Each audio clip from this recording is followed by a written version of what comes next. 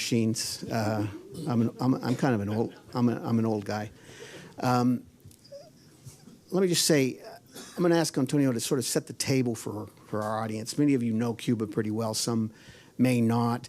I remember traveling to Cuba in 1998 during Pope John Paul II's visit, and I heard two Eastern European diplomats describe Cuba as a Stalinist regime.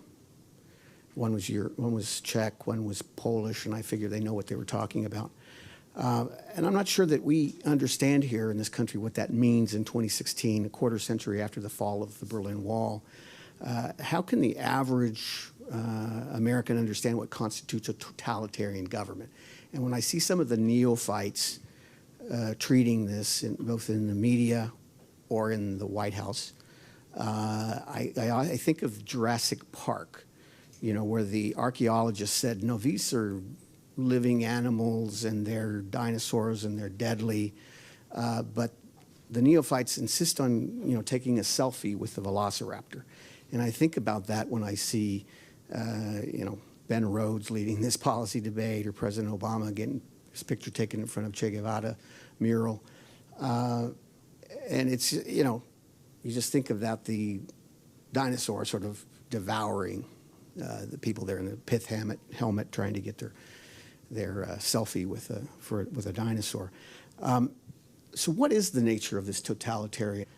And many of the journalists that were there, they were really surprised because they didn't understand this kind of situation where you have a people trying to do a pacific manifestation, you have the secret police beating the protesters, and also after you have people dancing with music. And then this is the kind of a scenario that sometimes we are facing in Cuba, and sometimes people from outside doesn't understand.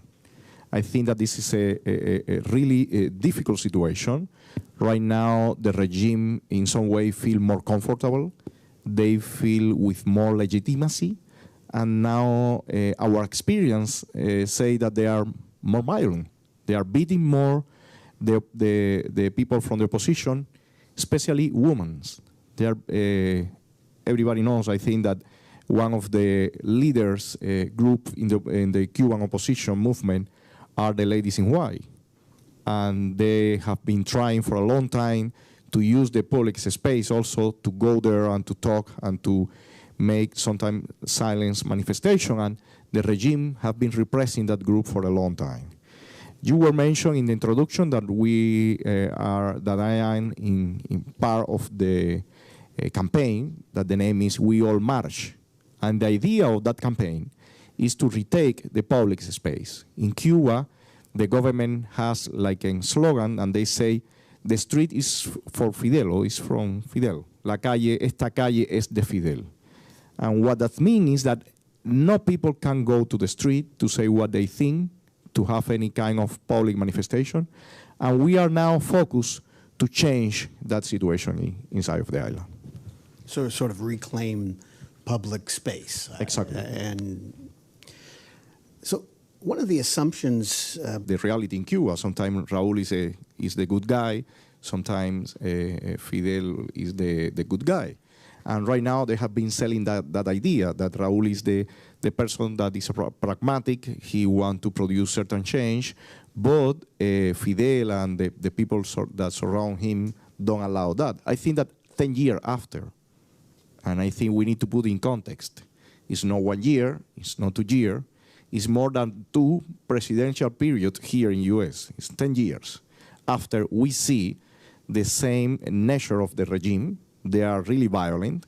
They don't want to allow to people to get rich. They say openly. They have been telling clearly, we are not going to move even 1 millimeter. And sometimes people say, no, they are only telling that, but at the end they are going to move. No, they are honest. Mm-hmm. And they show that they are honest in that sense. They don't want to move, and they don't move. And I think that what we have here, if we in some way we want to understand quickly which is the logic of the regime, we need to understand that they are moving in the direction to have a kind of tropical dynasty. And the person that is now receiving most of the power is the son of Raúl Castro. You can see during the speech of the President Obama in the theater in Havana that you have in that balcony, you have 3 generations of Castros. You have Raúl Castro, the son of Raúl Castro, and the grandson of Raúl Castro. Then if we want to be objective, we need to realize that they are working really hard, and right now they are doing well to try to success this transition to his son.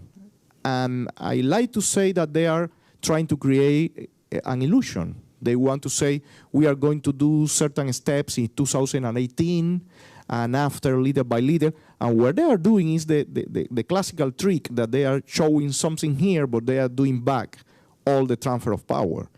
Did you see what is happening now, for example, in the military? They are removing all the people that are over 60 and 65 years. That is happening also in the Communist Party. That was one of the results of the Communist Party meeting that finished a few weeks ago. They have different times. They say, well, we are going to remove certain people now in 2016. The next step is going to be in 2018. And the final step is going to be in 2021. Then they have the plan. And what they are doing is to try to gain time. And they are selling the idea or the fantasy that they are going to do certain steps. But what they are doing is concrete steps to transfer the power to their family and to their political allies. I think if we want to understand what happened in the Communist Party, if we want to understand the signal that they sent during the President Obama visit, if we want to understand what they are doing, we need to focus in the dynasty construction that they are doing. I mean, I think that's really interesting because in the schedule, the official schedule, and I think that was a good opportunity to tell directly to the President Obama what we think about the situation that we are facing. And my main message was, Mr. President, you and the United States need to decide who are your friends. The people that are pushing and facing the Cuban regime, we are the friends of U.S., of the democracy war, and we are taking the risk for that.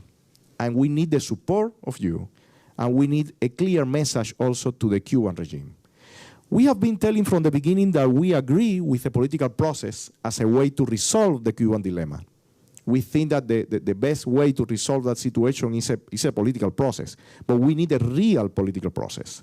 And not a kind of situation where the government is taking more advantage, and the Cuban people, and even the US, is not receiving what we need.